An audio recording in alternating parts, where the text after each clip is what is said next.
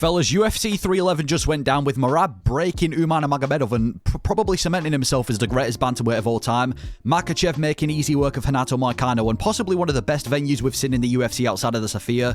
UFC 311 full card breakdown. We'll go in there with the first fight. I'll put timestamps if you want to go to individual fights. And we'll start off with the first fight on the card. Tagir Ulanbekov taking on Clayton. Carpenter. Ulanbekov wins a decision. Good win for Ulanbekov. It was quite a competitive fight in the first round. Clayton Carpenter was doing well, but ultimately, as I expected, Ulanbekov was doing better with the grappling exchanges and was just out grappling Clayton Carpenter. My fight summary and takeaway was, great grappling from Ulanbekov. He's probably one of the better grapplers right now in the flyweight division. I mean, you look at the likes of Azu Amabayev and Pantoja and maybe Amir Albazi. He's probably up there with one of the best. So it was a good win from Ulanbekov, and I hope we get him a big fight next. Give him somebody in the top 10.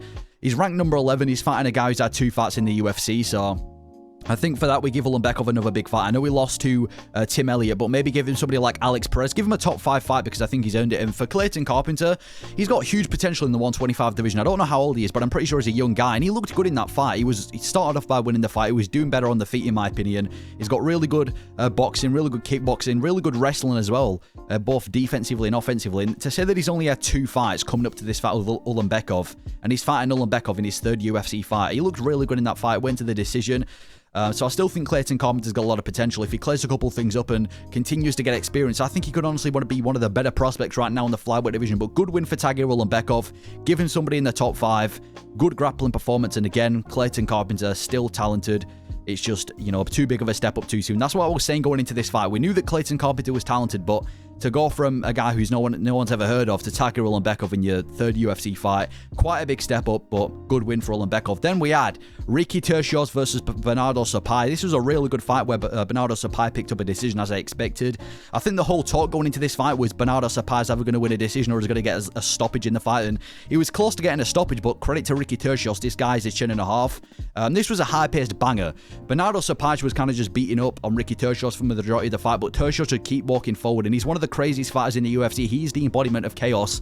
He's Ricky Turcios. He's shown it in multiple different fights. No matter how much kind of adversity he's taken in the fight, he's going to keep walking forward, and he's got this crazy style, and it always puts him on a good fight. And Sopaj did very well. Solid grappler and even better striker. Obviously got knocked out by Vinicius Oliveira early this year, but that was on short notice, so he did very well. He's a good boxer.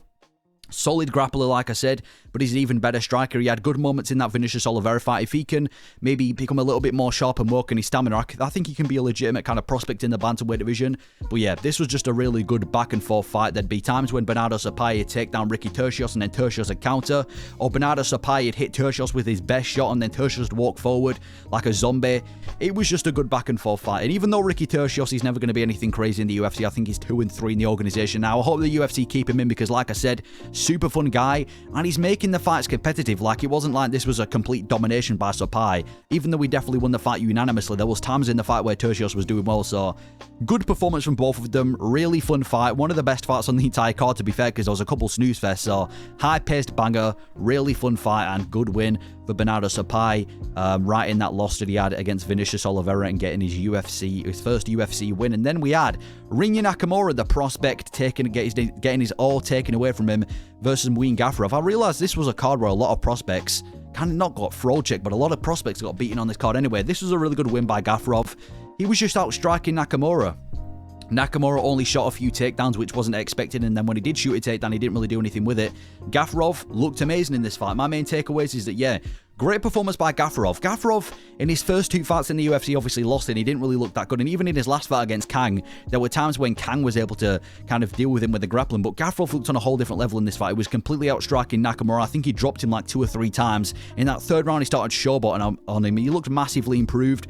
Questionable fight IQ from Rinya Nakamura. This guy was supposed to be a big prospect in the bantamweight division. This guy with heavy hands and great wrestling. I think he could have won the fight anyway, but the fight IQ just wasn't there. He wasn't shooting takedowns. I think I remember him shooting like 2 takedowns the entire fight. I was expecting a lot more takedowns from Nakamura. He wasn't even trying to set the takedowns up. He was applying pressure, but he was doing nothing with the pressure. So barely trying to initiate grappling. Didn't look too good, but overall, Gafurov looked really good in this fight against Rinya Nakamura. I think Nakamura's still got potential. I just think he has to work on his striking. Again, you can't rely on power. He's a bit of a power merchant on the feet. And when it comes to grappling, he's got good wrestling, but he didn't even shoot. He shot like 1 takedown the entire fight. So good win for Gafurov. got the win over Rinya Nakamura, and again, he looked really good on the feet. I think there's some really fun matchups for Gafurov in the 135 division, so good win for Gafurov. Nakamura, you know, just a questionable fight IQ. Then we had Rosa versus Ailin Perez. Perez impressed me in this fight, because you look at the 4 past wins previous to this, and none of them were on the same level as Rosa. Rosa made it a close fight, but either way, Ailin Perez got the win.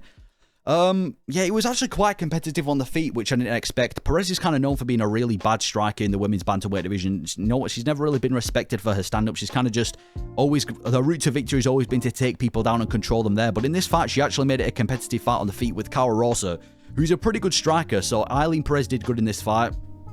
Rosa, I would say, was outstriking her just by a little bit. It wasn't like a complete domination on the feet as I thought it would be. And then I think in the second and the third round, Ailin Perez was able to take the fight to the ground. And she's one of the better grappling prospects in the bantamweight division is Perez. I think she's now going to be getting a top 5 fight, which if you'd have asked me a year ago, I wouldn't have expected this. But that's a good fight for Perez. She's now on a 5-fight winning streak. I think she's now going to be getting a top 5 fight in the women's bantamweight division. She's really making a name for herself. And she can sharpen up her striking. She's going to be tough to beat because, like I said, really good offensive grappler, solid striker, or at least that's what she's improving. But it was a close fight. Again, neither of them dominated. Rosa was probably edging the fight on the feet. Ailin Perez was doing better with the grappling. She was doing better at mixing the grappling up with the striking. So yeah, good win for Ailin Perez. Maybe do her versus like a Holly Holm next, because Holly Holm, I don't know really what she's doing with her career. She's kind of just been sitting out for a while since UFC 300. So maybe we do like a co-main event for an Apex fight night. Ailin Perez versus Holly Holm to give Ailin Perez a big name, a former champion, somebody that she can probably beat, because Holly Holm's takedown defense these days is not all that, and she's not really been looking good easily. So maybe if you can give Ailin Perez like a Holly Holm, give her another win, get that 6-fight winning streak, she can be a legit contender in this division. But good win for Perez. Rosa just didn't do enough to win. Then we had a fight between what I was saying is going to be between the 2 best unranked 155ers, and it was. I mean, this was a really good fight between, well, it wasn't a really good fight, but it was I'd say a high-level fight between 2 of the best unranked 155ers, with Grant Dawson beating Diego Ferreira. You know exactly what to expect from Grant Dawson. He does the exact same thing in every fight. Pressures with his striking, does a lot of spinny, you know, crafty shit, and then eventually once you're against the cage, he likes to take you down. Then he likes to hold people against, not hold people against the cage, but he likes to take people down against the cage and kind of keep them there. He's not the most dangerous grappler. He doesn't really threat submissions too much. He does have ground and pound, but it's not like ferocious ground and pound. And for Diego Ferreira, there was a couple of moments on the feet where we were standing and trading with Grant Dawson, but apart from that, yeah, it was just Grant Dawson domination. Dawson is such a dominant wrestler. I'm pretty sure he's had like, I don't know how many fights he's had in the UFC, but he's had like 9 or 10 fights in the UFC, maybe more. And he's taken down every single one of his opponents apart from Bobby Green. So this guy's a legit wrestler. He's really good offensively. No matter who you put him against, no matter what style, he tends to be able to take them down. And I do think he deserves a ranked fight. I mean, he was ranked, I think, a couple of months ago. And the only reason he was kicked out of the rankings is because they brought Yoel Alvarez in. So after beating Diego Ferreira, I think you've definitely got to get Grant Dawson in the rankings. Kick out Benoit Saint-Denis. What has he done to make it into the rankings? You know, he beat Matt Frivola. Grant Dawson would destroy Benoit Saint-Denis. Anyway, with that being said, he's not entertaining. That's the thing about Grant Dawson. I don't hate the guy. Seems like a pretty cool guy, but his style, it's just a shame that he's got a really boring style, because like I said, he's a heavy pressure wrestler, but he doesn't really have the finishing ability. He doesn't have the necessarily like the domination of all other grapplers have. He's kind of just keeping people on the ground, racking up control time. So it's not an entertaining style. So you can expect to hear boos every time Grant Dawson's fighting, but he is a really dominant wrestler. He called out Beneil Dariush. I don't mind that fight. I think we do Grant Dawson. I was thinking maybe Benoit Saint-Denis, so he can finally kick out Saint-Denis from the rankings and get Grant Dawson in. But if he wants to fight Dariush, I don't mind that fight. Even though I'm pretty sure they were going to compensate Dariush for a bigger fight scene in, you know, we got kicked off this card. But yeah, dominant win for Dawson. It's an awkward career spot for Diego Ferreira because he's now 40 years of age.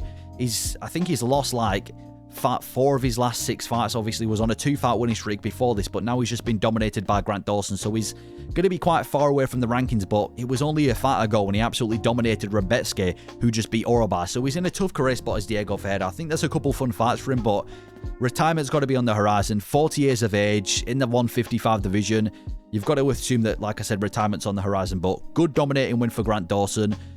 I want to say I'm excited to see what he does in the 155 division because, like I said, he's a really good grappler, but he's not got an exciting style, so it's not like I can't wait to see him. I think him versus Gamrot could be a really good fight. If they want to give, like, you know, if they want to do a really good grappling matchup, I think Grant Dawson versus Mateusz Gamrot could be an amazing fight from a wrestling perspective. But either way, dominating performance from Grant Dawson, did exactly what he does in every other fight and out-wrestled Diego Ferreira. Then we had Bogdan Guskov versus Billy Elekena. Obviously, short notice fight after Johnny Walker was supposed to be fighting.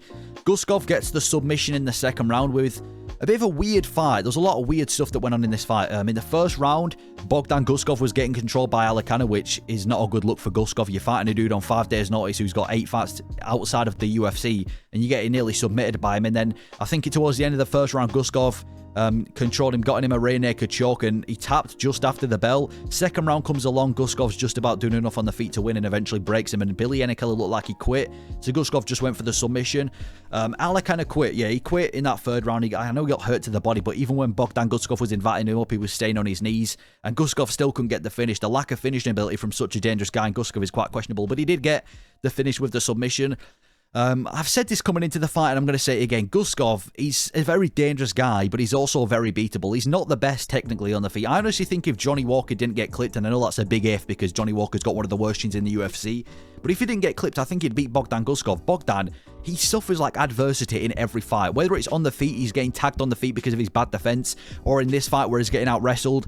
He has adversity in every single one of his fights, and he always manages to pull through because of his power, and it happened in this fight exactly. But dangerous guy, and I do think he has the capabilities to maybe knock out a Johnny Walker, but he does look very beatable, and I don't view him as like a prospect the same way that I'd view like an Azamat Mirzakhanov or a Carlos Ulberg.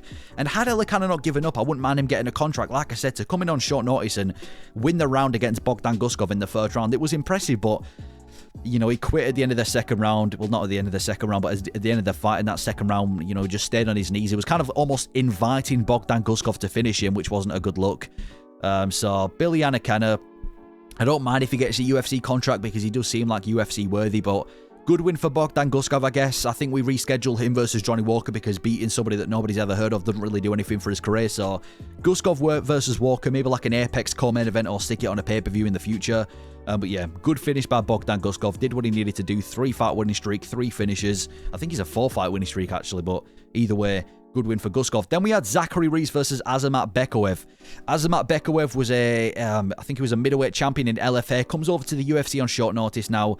Unlike Elekena, he actually has a successful debut in the UFC on short notice by beating the Walmart-looking Joe Pyfer in Zachary Reese by getting a brutal ground and pound finish in that first round. I thought Zachary Reese was going to do enough to win, but eventually he gets taken down by Bekoev. Zachary Reese starts threatening submissions, and then eventually Bekoev just starts raining down ground and pound and brutally knocks out Zachary Reese. Like, he was out cold for quite some time. So good, dangerous finish by Bekoev.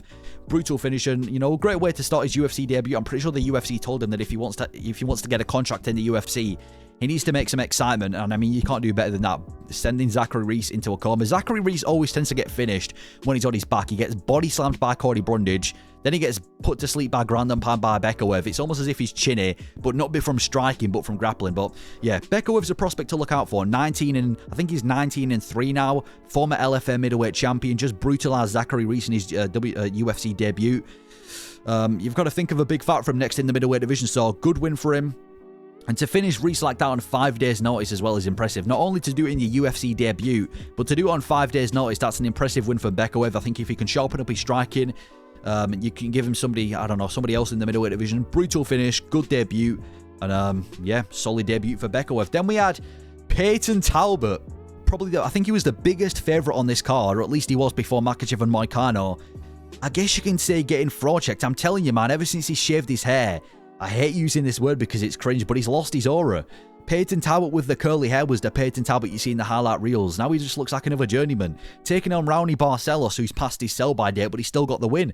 Barcelos gets a dominant win by out-grappling Payton Talbott for the majority of the fight. And to be fair, even though Payton Talbott was doing better on the feet, there was a lot of times where Barcelos was cracking Payton Talbott on the feet, so I don't want to say it's a fraud check. Listen, Payton Talbott's your young guy. It's his, third, fourth fight in the UFC, and he's taking on a veteran. It was simply just a veteran beating a prospect. We've seen it before with the likes of Jack Hermanson beating Joe Pyfer, but yeah, massive upset from Barcelos. Nobody was giving him a chance. I did say coming into this fight that Payton Talbott's got to, you know, if there's anything we know about Payton Talbott, is that he struggles against grapplers. You showed it on the Contender Series, and now you're feeding him a Brazilian champion in grappling. It was never going to be a favourable matchup for him, but yeah, domination. Barcelos dominated him in that first round, started to slow down in the third, but eventually took him down and was, you know, wigging him with ground and pound. Massive upset from Barcelos. And yeah, for Payton Talbott, he's still got potential, but it's just a really bad matchup. I feel like if the UFC were trying to build Payton Talbott, and I know the UFC is about the best versus the best, but you would have thought that they would have given him like an Adrian Yanez, like a fun striker for him to fight. You wouldn't have thought they would give him like a Barcelos, who's a heavy grappler, who's towards the end of his career, who's not really going to make a name for himself. So I didn't really understand the matchmaking, but yeah, still Payton Talbott still has a lot of potential. Bad matchup for him. And I'm still excited to see Talbott. Like I said, he's a crafty striker. There was a lot of times where he was, being crafty on the feet against Barcelos, but either way, domination from Barcelos. Maybe you see him against another grappler next in. Maybe you see him like a Ricky Simon next, like another grappler. And for Payton Talbott, give him another can. Just feed him another can. Let him build his experience. Give him like a well-rounded can where he can still test his grappling, but still got another highlight reel. Throw-checked Payton Talbott. He needs to grow his hair back out, I'm telling you. He needs that curly hair back. And for Barcelos, good performance. I know it was a bit boring, but you can't blame Barcelos. That was his only route to winning the fight. If he'd have stood up with Payton Talbott, he would have got put to sleep. So, good win for Barcelos, getting, I think, the biggest underdog win of the night. And then we had the main card, Kevin Holland versus Reiner. Yeah, Reiner immediately shoots a takedown on Kevin Holland. It was like watching the Chimaev fight all over again, and within a couple of minutes has him in a rear naked choke, I'm pretty sure it was, and chokes out Kevin Holland. Reiner, really good win for him. 2 wins in the UFC. He looked good in this fight. After watching his fight with Gerald Meerschaert, I was like, this guy, he's not ranked potential, He's getting dropped by the likes of Gerald Meerschaert. You give him Kevin Holland, who's a seasoned guy, he's going to get knocked out, but that wasn't the case. I think we've just got to accept that Kevin Holland isn't that good. I just think we have. I know he had that 5-fight run in 2020, but that was 5 years ago now. But you look at his most recent wins, Michael Chiesa, you know what I mean? Santiago Ponzinibbio, Mikhail Oleksiejczuk. Most of these guys are pensioners, and one of them's not even in the UFC anymore. It's not like he's beating these fresh names anymore. His only good win is Buckley as well, and that was, like I said, 5 years ago in Buckley's unnatural weight class. I just don't really know what Holland's career path is. He's lost 4 of his last 5. He's moved up to the middleweight division because he can't be bothered cutting weight anymore in the welterweight division. He's going on these podcasts and he seems miserable. He just looks like he doesn't want to fight anymore, which isn't really Kevin Holland. Again, you look at him a couple of years ago, it seemed like fighting was one of his favourite things to do. Now he's losing to Reiner. I don't know what's next for Kevin Holland. You can't give him a big name anymore. You can't give him like a Sharaputya Magomedov or a prospect because he's going to get beaten. He's an unreliable guy. Solid win for Reiner. Submitted a guy in Kevin Holland like that. You've got to assume it's somebody in the rankings next. He called for a top 5 fight. Beating Kevin Holland in 2025 doesn't warrant a top 5 fight. I don't mind somebody in the top 10. I think a Jack Hermansson matchup would make a lot of sense, considering Jack Hermansson's another heavy grappler, a good guy to test Reiner on, and if he wins, then he's in the top 10, and then you can give him somebody in the top 5. So I think that would be a really good fight. But for Kevin Holland, again, I'm just not sure. I think he was better in the welterweight division. I know we lost to MVP and Jack Della Maddalena, but 2 of the best strikers, or 2 of some of the best strikers in the welterweight division, you can't blame him. And he went to a decision with both of them. Now he's moved to the middleweight division. He's been finished by Roman Dolidze, finished by Reiner.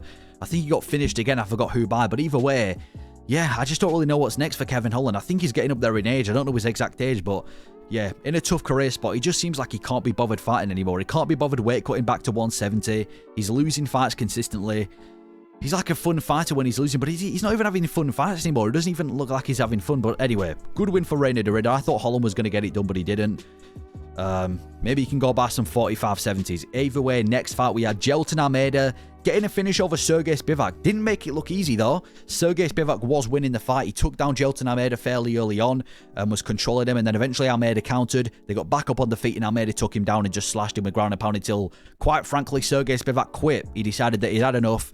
I don't want any of this. I want out. And Almeida got the TKO in the first round. But he actually cracked him on the feet as well. I didn't expect that from Almeida. We've never really seen Almeida striking, and he cracked Sergey Spivak on the feet in this fight. But anyway, yeah, Almeida's a legitimate contender at heavyweight. I don't think people are giving this guy enough credit. He's the toughest fight for Tom Aspinall outside of John Jones. Who else is tough for Tom Aspinall? Cyril Gane lost to Volkov, or at least he should have. He's been dominated by Jones. He's been dominated by Ngannou. Aspinall would take him down and sub him. Aspinall's already beaten Volkov. Blades has already been... Aspinall's beat everyone. I think Jailton Almeida, stylistically, because of how good his wrestling is the toughest test for Tom Aspinall outside of John Jones. I think he's 1 fight away from a title fight. I think we see him against either a Volkov or a Cyril Gane next. He keeps calling out Cyril Gane, and I think we know why. It's because Cyril Gane has 0 takedown defense, and Almeida would probably ragdoll him, so that's a very favourable matchup for Almeida. But yeah, Spivak, he looked good in this fight. He was probably doing the better on the feet until he got clipped. He took down Jailton Almeida, and it was raining him down with ground and pound from hell until eventually he took 1 bad shot and decided that he'd had enough. He was just holding on the feet and then eventually got taken down and didn't even attempt to get back up. So looks like Sergey Spivak's back to being a journeyman in the middleweight, in the heavyweight division. But yeah, gave up once he got hurt. Let's do Jailton Almeida versus Cyril Gane, or Jailton Almeida versus Alexander Volkov. I think if Almeida loses another fight, though, the good thing for Almeida is he's got an entire career path at 205. Like, he can genuinely pick and choose. He can pick the heavyweight division because it's so uncompetitive, or he can pick the 205 division because there's genuinely no grapplers in that division. And if Almeida was to drop down to 205, he'd by far be the best grappler. Like, imagine if Gelton Almeida was to fight Payton. He'd maul Payton if he was to move down to 205, which he can do because he only weighs like 230 pounds. But either way, good performance from Almeida. He's the best grappler in this division. He's actually got a really good resume as well. He's finished Sergey Spivak, finished Rosenstrike, finished Romanov, was dominating Curtis Blades in the first round, beat Derek Lewis as well. He's had some really good wins in this division as Gelton Almeida. I think he just needs that one big win, whether it's against Cyril Gane, whether it's against Alexander Volkov, and then you can put him in a title fight with Tom Aspinall or John Jones, but John Jones ain't going to fight him, is he? So, yeah, good dominant win for Gelton Almeida. Tough heavyweight prospect. And then we had Yuri versus Hill. I mean, first of all, what a fight.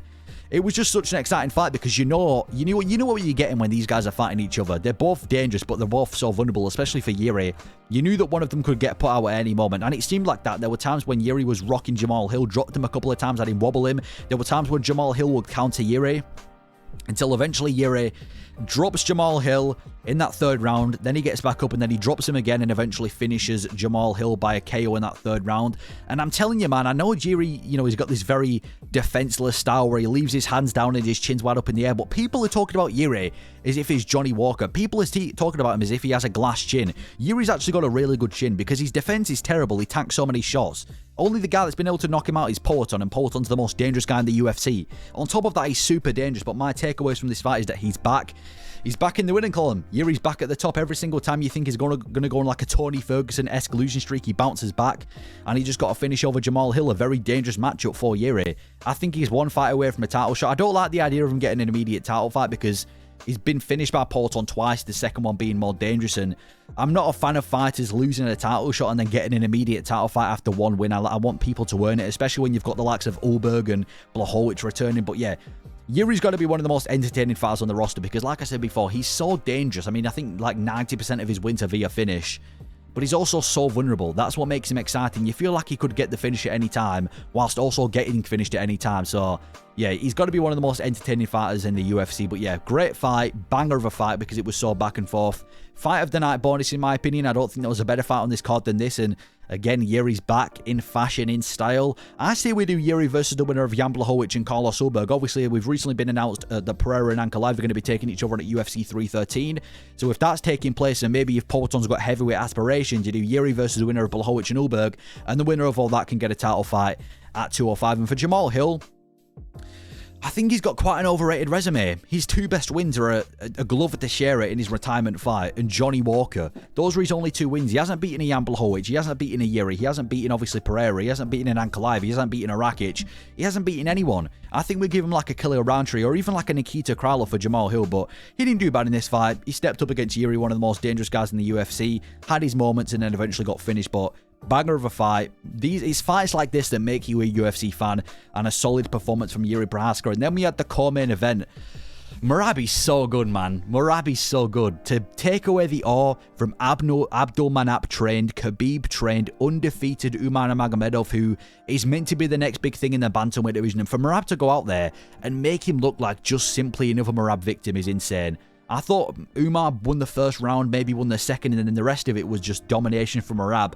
Breaks Umar Nurmagomedov. I never thought I'd say this. Obviously, we all knew that coming into this fight, Merab had the superior when it came to the experience and the stamina, but to do it in that fashion against Umar, showboating as well, as if you're not facing the best guy in the world, Merab's on a completely different level, and I think he has achieved that status of the greatest bantamweight of all time. I mean, look at his resume. He's beaten Jose Aldo, he's beat Henry Cejudo, dominated Peter Yan, dominated Umar Nurmagomedov, dominated Sean O'Malley. He's beaten some of the best bantamweights of this era and some of the other eras as well. I think he is the greatest bantamweight of all time. Sorry, Dominic Cruz, you had your time, but if we look at resume-wise and just pure domination and skill-wise, Merab's the best bantamweight we've ever seen. I don't think there's a single bantamweight in history that beats Merab. Prime Dominic Cruz probably gets taken down and mauled by Merab. Prime anyone in the bantamweight division gets beaten by Merab. He just completely broke Magomedov. He was taking him down. He was beating him on the feet as well. That's the impressive part about this whole thing. I said coming into this fight, if there's anywhere where Umar's going to win, it's going to be on the feet because Merab's a terrible striker. And I think this kind of proves the whole narrative that the threat of the takedown massively helps you striking because Merab was beating him on the feet. He was beating him with the boxing. Magomedov looked tired. Even after the third round, he looked like he didn't want to be there. Even with Khabib screaming in his face in the corner. His pace is completely unmatched. I don't think we've ever seen anybody in the UFC with a pace like Merab. He's just constant 5 rounds in your face, pressuring you, taking you down. And even for a guy who is as conditioned as and as trained like Magomedov, for him to look broke, I don't think there's a single guy in the world that beats Merab. I think he will go on to be one of the greatest of all time because genuinely, nobody in the bantamweight division right now is beating Merab. Even if Pantoja moves up to the bantamweight division, which I think is a massive fight, he beats Pantoja. There's no one in the UFC right now that's beating Merab. He's unstoppable. I even think he could move up a weight class. And it's never going to happen, is it? Because Topuria is the champion and they're very close. But either way, Merab's unstoppable.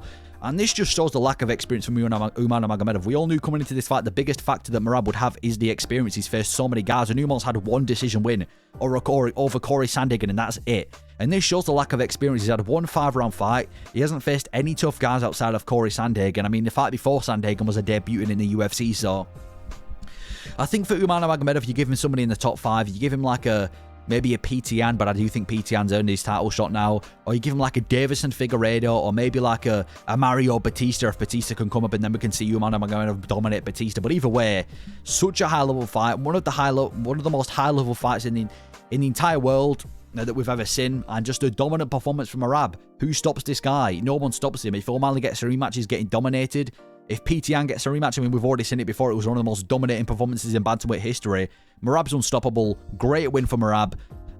He is a bit of a decision merchant, but either way, if there's anyone that I want to see get a decision, it's going to be Merab. The guy he's unstoppable. Nobody's beating him. I think Magomedov can still bounce back, but yeah, there's like this unbeatable aura that is kind of around these Dagestani fighters, especially ones that are trained by Khabib. So for Merab to go out there and break Umar, they're beatable, man. Anyway, then we had the main event between Makhachev and Moicano. Obviously, it was supposed to be Makhachev versus Tsarukyan. Tsarukyan pulls out last minute. They bring over Moicano, and Moicano had no chance. Makhachev submits him in the first round. Even though Moicano looked alright, Makhachev did the inevitable.